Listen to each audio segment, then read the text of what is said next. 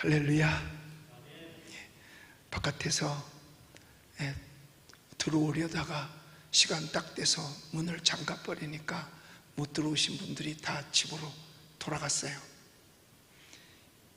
제가 그 모습을 보면서 천국 문이 닫혔을 때 나는 기껏 그래도 신앙생활 하는 줄 알았는데, 나는 예수 믿는 줄 알았는데, 하늘나라 딱 갔을 때 내가 들어갈 문이 닫혔다면 그때 우리는 어떻게 할 건가? 바로 이러한 일들을 통해서 우리는 새롭게 깨달아야 될 것은 깨닫고 믿음을 지킬 것은 믿음을 지켜야 할 줄로 그렇게 믿습니다. 지금 이 시간도 여러분, 제가 지금 그래서 오늘은 휴대폰을 가지고 올라왔어요. 봤더니 미국에서 온 거네요. 중국 바이러스는 주의만 하면 무섭지 않습니다. 이렇게 바로 여기다 올려주신 분도 계시네요. 여러분,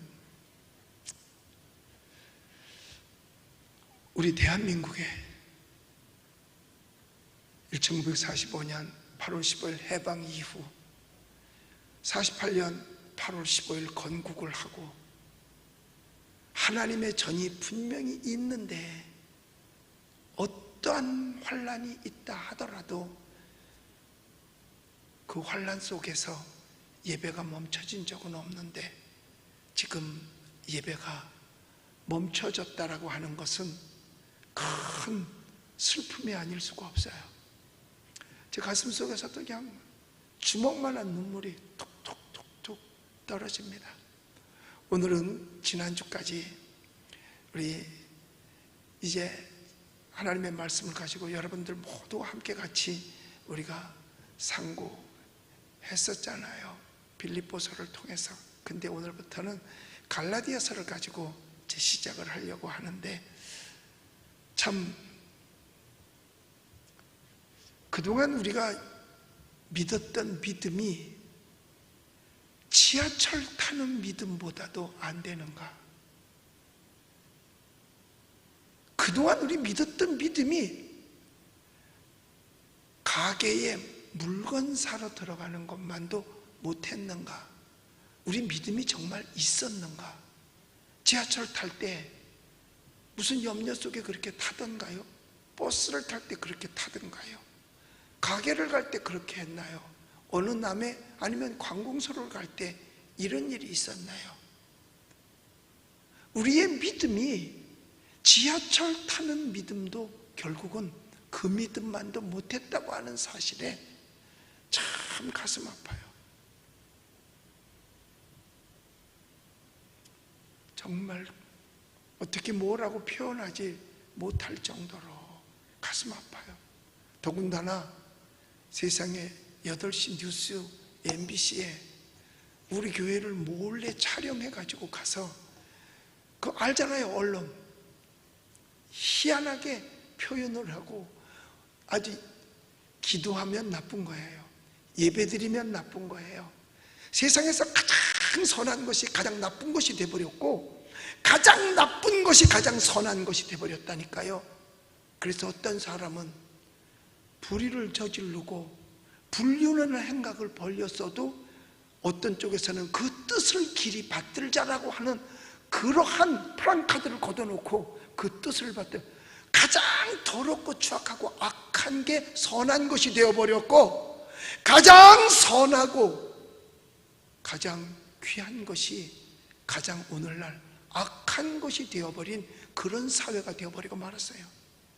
우리의 믿음이 이것밖에 되지 않았는가?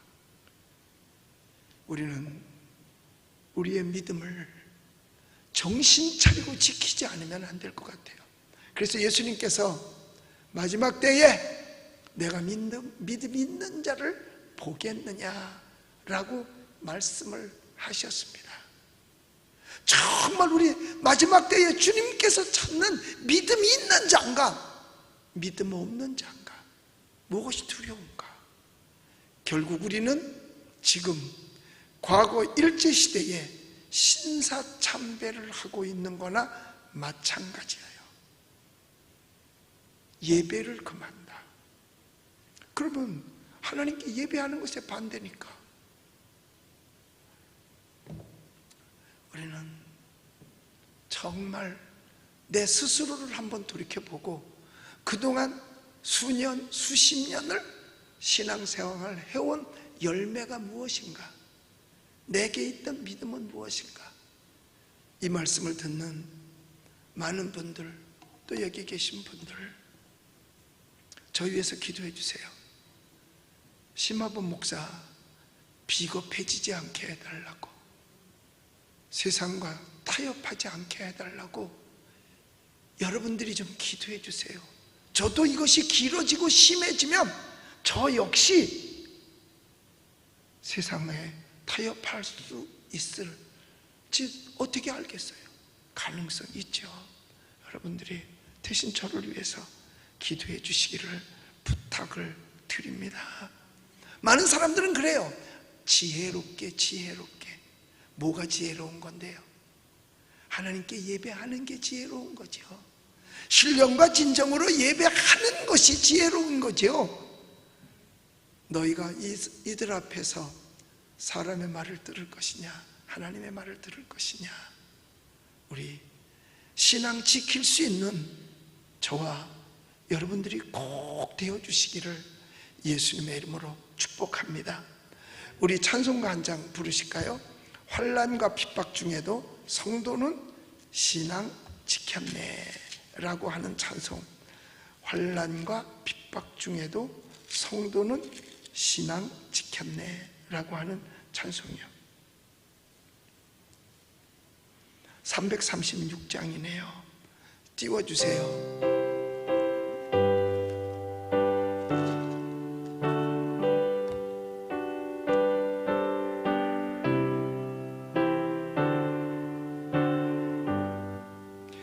환난과 핍박 중에도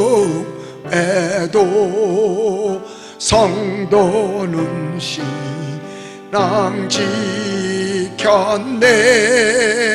예신앙 생각할 때에 기쁨이 충만하도다.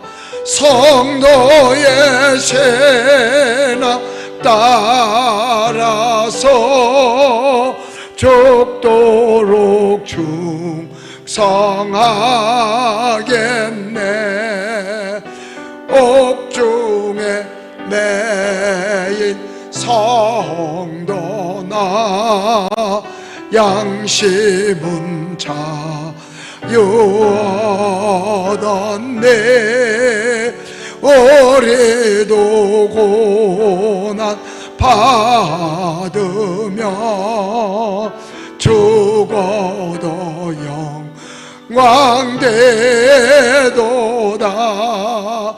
성도의 신앙 따라서 죽도록 충성하겠네. 성도의 신앙 본받아 원수도 사랑하겠네. 인자 너너 행실로 이 신앙 접하리라. 성도의 신앙 따라서 죽도록 충성하겠네.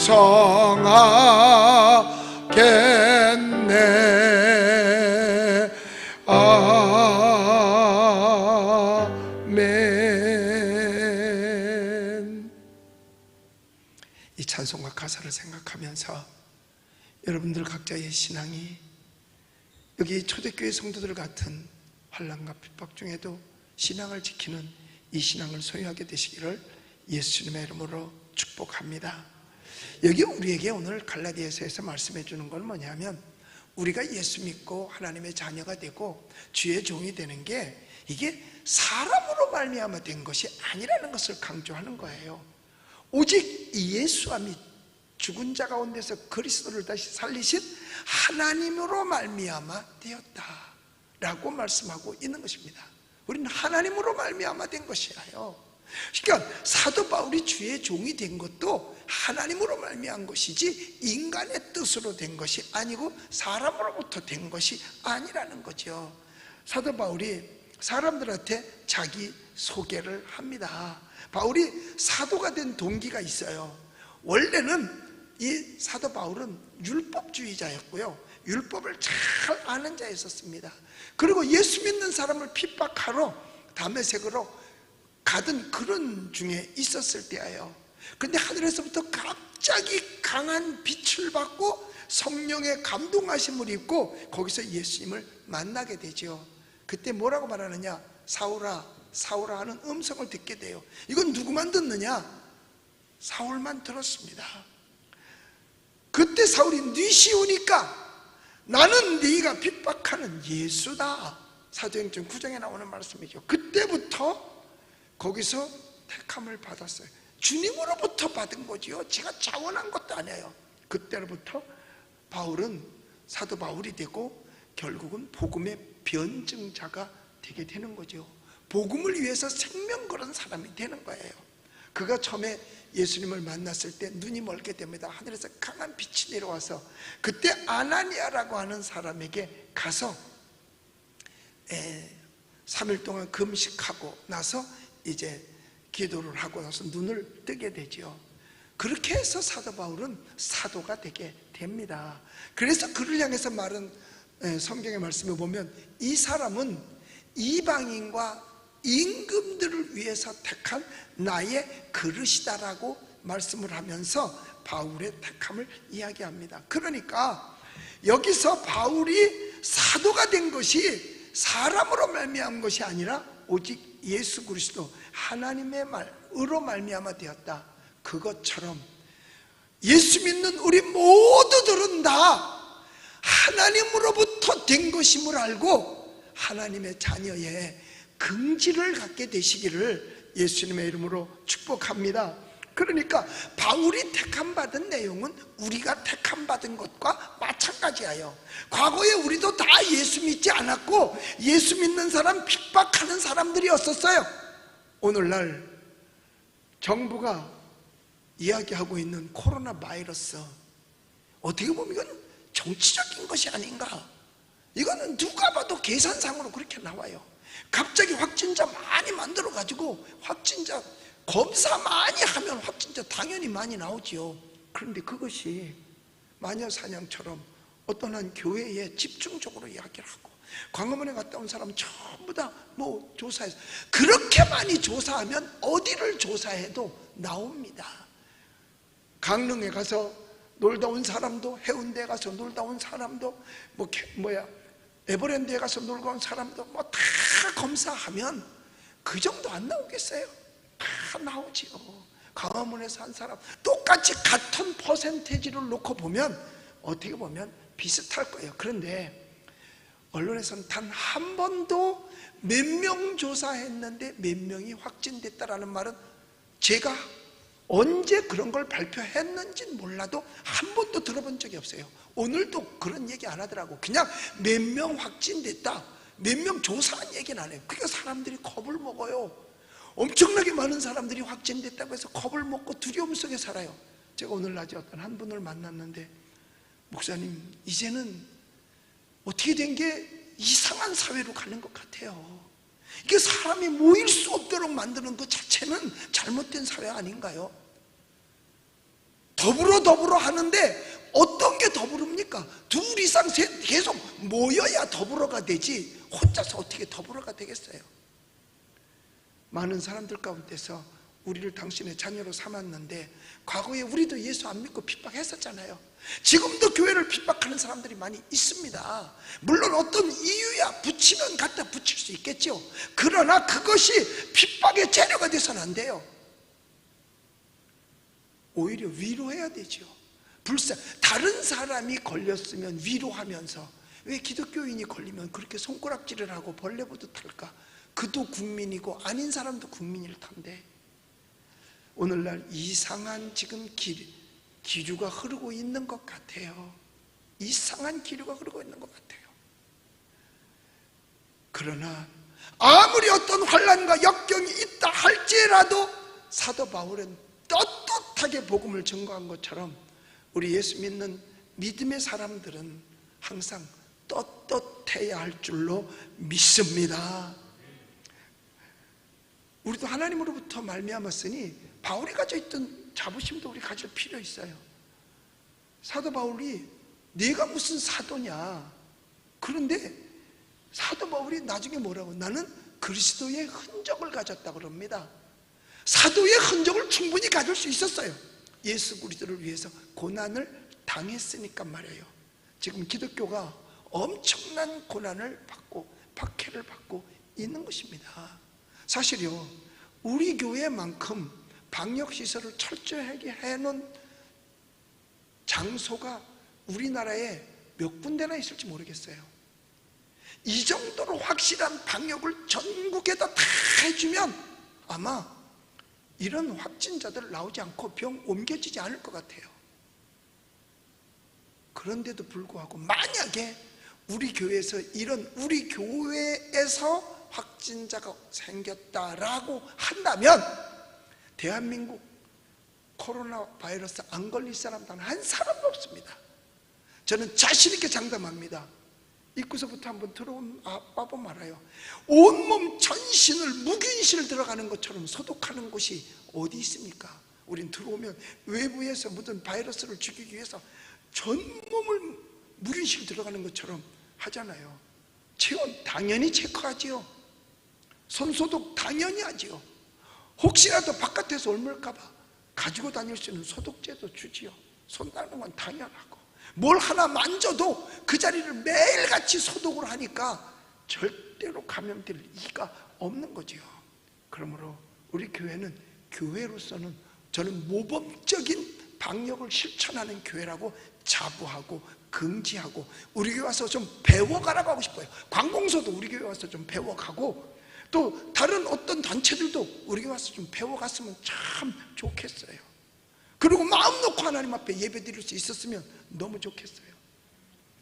여러분, 환난과 핍박 중에도 바울이 그리스도의 흔적을 가지면서 끝까지 신앙 지킨 것처럼 여러분과 저도 환난과 핍박 속에도 끝까지 신앙을 꼭 지켜주시기를 예수님의 이름으로 축복합니다.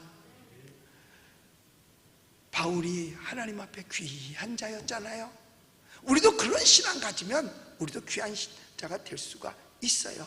그런데 여기서 이 갈라디아서를 통해서 바울은 함께 있는 모든 형제로 더불어 갈라디아 여러 교회들에게 말씀을 하면서 주 예수 그리스도로 쫓아 은혜와 평강이 너희에게 있기를 원하노라 라고 말합니다.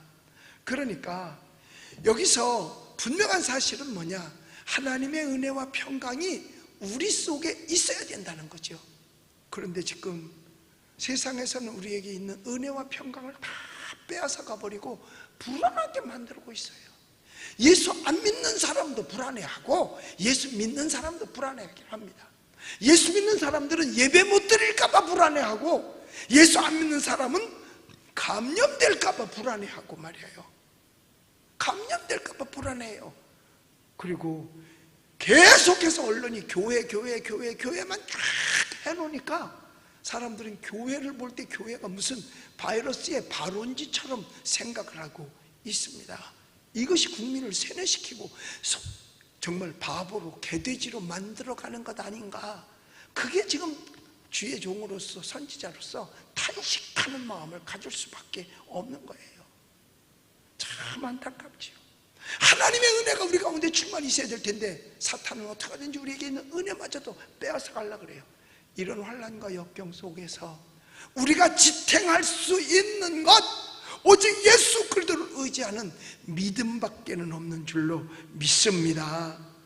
그래서 여기 말씀대로 정말 하나님의 은혜와 평강이 그 빌립보 모든 교회에게 있길 원한 것처럼 우리 은평제일교회를 비롯한 이 시간에 함께 유튜브로 참여하는 모든 자들에게 하나님의 은혜와 평강이 있게 되시기를 예수님의 이름으로 축원합니다.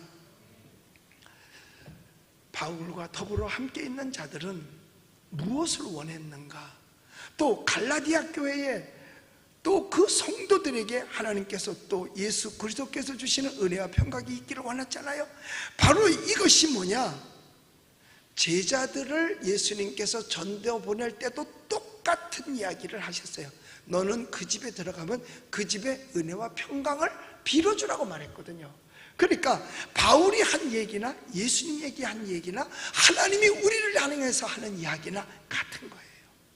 우리는 예수를 믿는 하나님의 자녀거든요. 하나님의 자녀답게 살아야 되고 정말로 영혼이 잘된 같이 범사에 잘되고 강건해질 수 있는 은혜를 얻는 저와 여러분들이 되시기를 예수님의 이름으로 축복합니다. 그리고 특별히 그리스도께서 하나님 곧 우리 아버지의 뜻을 따라 이 악한 세대에서 우리를 건지시려고 우리 죄를 위하여 자기 몸을 들이셨으니 라고 4절에서 말씀하고 계십니다. 예수 그리스도는 하나님의 뜻대로만 이 땅에서 사신 분이시잖아요. 오로지 하나님의 뜻대로만 사신 분들이에요. 우리는 누구의 뜻을 지금 따라가면서 살고 있는 걸까요? 정말 이렇게 정말 이것이 무서운 것일까요? 근데 사실 따지고 보면 사람들이 다 두려움 속에 있어서 그래요. 성경에 뭐라고 그랬느냐? 두려움에는 형벌이 있음이라 라고 말씀을 했습니다. 우리는 하나님의 뜻을 따라 살기 위해서 하나님의 뜻이 내게 유익할 때도 때로는 손해가 된다 하더라도 우리는 하나님의 뜻을 따르는 것이 정말 하나님의 뜻대로 사는 것인 줄로 믿습니다. 하나님의 뜻대로 사는 것이 자신을 위한 것이 아니라 악한 세상에 사는 우리 모두를 위한 것이에요. 오늘날 세대는 악하지요. 왜 악하냐? 마귀가 들끓어서 유혹하는 세대이기 때문에 악합니다. 그래서 오늘도 이 악한 세대예요. 그래서 로마서 12장에도 보면 너희는 이 세대를 본받지 말고 오직 하나님이 기뻐하시고 온전한 뜻이 무엇인지 분별하도록 하라라고 말씀을 하셨습니다. 이 악한 세대에서 우리가 어떻게 신앙을 지키며 그리스도인으로서 살아갈 것인가? 아니면 신앙을 포기하고 세상으로 나가 살 것인가? 내가 분별을 잘못하면 세상으로 나갈 수밖에 없는 것입니다. 여기 예배드리러 올라오기 전에 경기도 의사회 회장인 이동욱 의사 선생님께서 제게 전화가 왔어요. 목사님 건강 괜찮으세요? 그래서 나 괜찮아요. 나 음성이잖아요. 그랬더니 목사님 그거 별거 아니에요. 거의가 다 80%는 무증상이라고 그러면서 얘기를 하더라고요. 걸려봤자 80%는 자기가 걸린지도 모르는데 그럼 무증상이라 그러면서 그거 죽는 확률 별로 없어요. 목사님 겁먹으셨어요? 나보고 그래서 아니 나 겁 안 먹었어요. 그랬어요. 여러분 우리가 이 세상에서 분별을 잘 할 줄 알아야 되는 것입니다. 많은 이야기를 좀 들어보고 공부도 좀 하고 하면서 분별력이 있으면 좌로 우로 치우치지 않게 되어져 있습니다. 오직 믿음으로 살아갈 수 있는 거거든요. 여러분 악한 세상에 사는 사람들 하나님께서 악한 대로 그냥 내버려 둔다니까요. 왜? 좀 더 악해지라고. 좀 더 악해지면 나중에 그땐 하나님이 손 보시는 거죠. 우리들도 그런데 나도 모르는 사이에 따라가다 보면 악의 종노릇할 가능성도 가지고 있습니다. 그런데 예수 그리스도께서 이 땅에 오신 목적이 뭐예요? 우리를 그 악에서 건지시려고 오신 줄로 믿습니다. 그러니까 예수님은 모든 걸 다 내던졌어요. 왜? 우리를 구원하시려고, 우리를 죄악 가운데서 건져주시려고.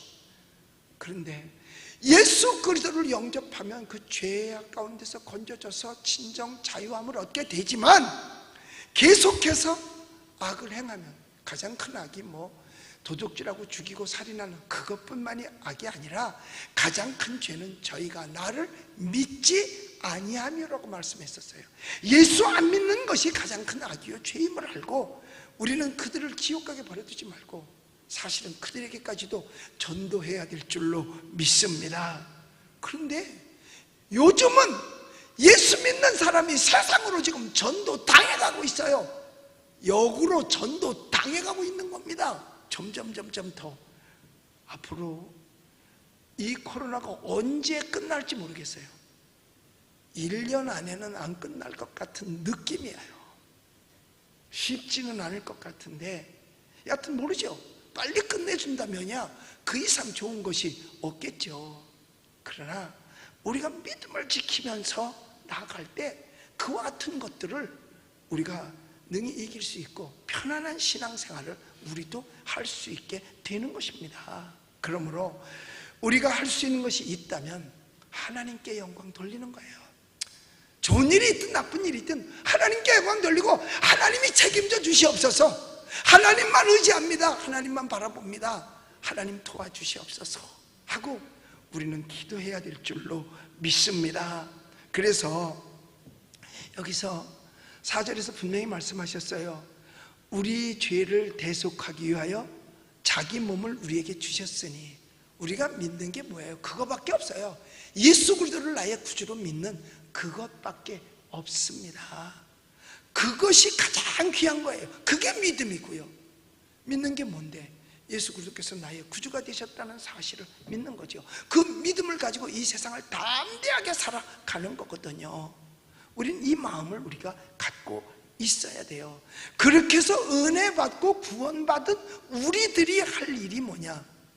하나님께 영광 돌려서 이 땅에 하나님의 영광이 세세무궁토록 있어야 하는 것입니다. 그래서 모든 영광은 하나님께. 그러니까 예배는 하나님께 영광을 돌리는 일이고, 예배는 하나님께 찬양과 감사로 영광을 돌리는 것인데, 예배가 금하여지면 영광과 찬송을 돌릴 사람이 없어요. 그러면 사람이 마땅히 해야 할 것을 못하면 마땅히 하지 말아야 될 것을 하게 되거든요. 그것이 하나님께 우리가 예배해야 되는 건데, 그래서 하나님께 영광 돌리기 위해서 하나님의 일이 잘 되도록 하는 게 시편 103편에 나오잖아요. 여호와를 송축하라, 내 속에 있는 모든 것들아 여호와를 송축하라 하면서 하나님의 일이 잘 되도록 하잖아요. 우리가 하나님께 영광 돌리고 감사하고 찬양하는 것은 우리의 마땅한 도리예요.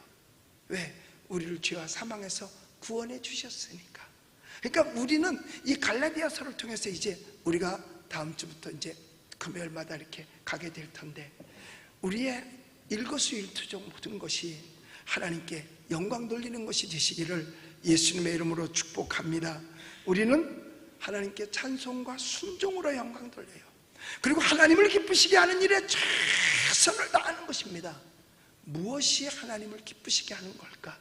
하나는 하나님께서는 예배하는 자를 찾으시고 예배하는 자를 기뻐하신다라고 말씀하셨어요. 그래서 우리가 예배를 통해서 하나님을 기쁘시게 하고 하나님 앞에 크게 감사와 영광을 돌릴 때에 우리에게 하늘의 신령한 은혜와 땅의 기름진 복이 있고, 아울러서 이 밤에도 오늘도 우리가 하나님 앞에 기도할 때 이 어려운 세상을 이겨낼 수 있게 될 줄로 믿습니다. 여러분, 세상은 악해요. 모든 것이 그리스도의 적이 될 수도 있습니다. 그런데 항상 보면 기독교는 사실 핍박 속에 성장해 왔어요. 예수님 당시에도 핍박 속에 성장해 왔고, 초대교회 당시에도 핍박 속에 성장해 왔고, 그리고 그동안 역사 속에서도 수없이 많은 핍박 속에 꺼져갈 듯 하면서도 또다시 성장해 왔고, 우리나라에서도 핍박 속에 성장해 왔어요. 북한은 그 핍박 속에 견디지 못하고 북한 기독교는 5년 만에 완전히 무너져 버렸습니다. 외정 때까지 신사참배를 할 망정 예배당은 살아있었고 부흥운동도 일어났었어요. 그런데 그것이 북한 공산당이 들어오면서부터 6.25가 직전까지 딱 5년밖에 안 걸렸어요. 45년에 이제 남북이 갈라지면서 북한에는 김일성이가 소련을 등에 업고 들어왔잖아요. 우리는 이승만 목사가 미국을 등에 업고 들어왔고, 우리나라는 교회가 그대로 존재했는데 북한은 오히려 교회가 훨씬 더 많았지만 5년 만에 북한에서 교회가 싹 사라졌어요. 그 교회가 사라지는데 앞장선 것이 누구였었느냐 하면 목사님들이 앞장서줬다는 거예요. 결국은 북한에는 지금 교회가 하나도 없이 다 이렇게 가다가 나중에 정말 교회 예배 중지해버리면 이 남한의, 우리 즉 대한민국의 교회도 존재할런지 정말 가슴 아파서 어떻게 제가 뭐라고 말할 수가 없어요. 가슴 아파서 지금 이 시간에 많은 성도들이 이 유튜브 속에 들어와서 가슴 치고 통탄하고 있는 것을 볼 때에 정말 앞으로 우리 대한민국 교회가 어떻게 될까 안타까운 심정입니다. 안타까운 심정이에요. 제가 목사이기 까닭에 뭐라고 답을 말하기는 그래요. 그러나 정말 우리는 이 세대를 분별할 줄 알아서 우리의 믿음을 끝까지 지키고 우리는 신앙의 성공자가 되어야 될 줄로 믿습니다. 6.25 때처럼 공산당이 들어와서 너 예수 믿을래 안 믿을래? 심지어는 그때 이런 얘기가 있다 그러잖아요. 그 예배당 안에 예수님 사진이 붙어 있으니까 그걸 띄어다가 놓고 사람들 보고 나가면서 여기서 앞으로 예수 안 믿겠다 그러는 사람은 살려주겠다. 나가면서 여기다 침을 뱉고 나가라. 다 침 뱉고 나가더래요. 그런데 12살 먹은 어린 소녀 아이가 그 자리에 딱 무릎을 꿇더니 자기 팔로 그 예수님 사진을 닦으면서 끌어안고 울었답니다. 그걸 닦으면서 끌어안고 울었대요. 그때 그 공산당이 여기서 예수쟁이는 너밖에 없다. 그 아이만 살리고 나가서 그냥 다 쏴주겠다는 거예요. 가짜 그러면서 다 쏴줘. 그 아이를 붙들고 그 공산당이 울면서 거기서 기도하고 둘이 탈출해서 남한에 내려와서, 그리고 이미 남한 내려왔지. 그리고 그들이 신앙생활을 했다는 거죠. 그런 이야기들이 갖고 간증서 같은데 듣는 걸 보면 그냥 우리는 그런 일을 안 당해봤으니까 그냥 무시했고 뭐 이게 간증거리나 되겠어? 라고 생각했는데 딱 닥치고 보니까 이와 같은 일이 우리 가운데 생길 때 우리는 그것을 앉아서 예수님, 물론 그게 예수님의 사진이 예수님은 아니에요. 그러나 그 마음속의 마음이 앉아서 그걸 닦을 것이냐, 나도 침을 뱉고 밟고 지나갈 것이냐, 딱 당해보니까 가늠하기가, 당당하게 나는 예수 믿겠다고 시인할 수 있는 사람이 얼마나 될까? 나는 그렇게 할 수 있을까? 다시 한번 내 마음을 두들기고 다짐합니다. 그래, 그렇게 해야지. 그래, 나는 내 신앙 지켜야지. 다짐을 하지만 나는 그렇게 할 수 있을까? 이런 별것 아닌 것에도 우리의 믿음을 지금 팔아먹고 있는 판인데, 정말 그런 시련이 닥쳐왔을 때 나는 내 믿음을 지킬 수 있을 것인가? 우리는 생각해 봐야 될 거예요. 하나님께 영광 돌리는 것이 도대체 뭘까? 예수님 사진에 침 뱉고 밟고 지나가는 게 영광일까? 아니면 그거를 죽더라도 닦아서 가슴에 품에 안고 눈물을 흘려 기도하는 것이 하나님께 영광이 되는 것일까?